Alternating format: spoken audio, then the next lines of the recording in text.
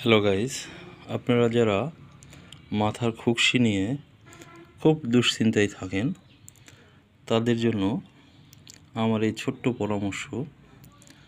সেটা হচ্ছে একটা ডাব শ্যাম্পু নেবেন, যেটা মূল্য 4 টাকা প্যাকেট। সেটা একটা লেবু নেবেন, কাটবেন সুন্দর করে, কেটে ওর রসটা একটা বাটিতে সমস্ত চিপে নেবেন।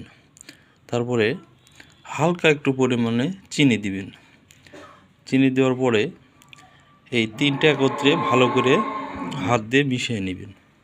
নেওয়ার পরে সুন্দর করে, এই যে দেখতে পাচ্ছেন ঘোলানো হয়েছে একসঙ্গে, এই লেবুর পানি, চিনি আর ডাব শ্যাম্পু, এটা সুন্দর করে মাথায় দিয়ে নেবেন।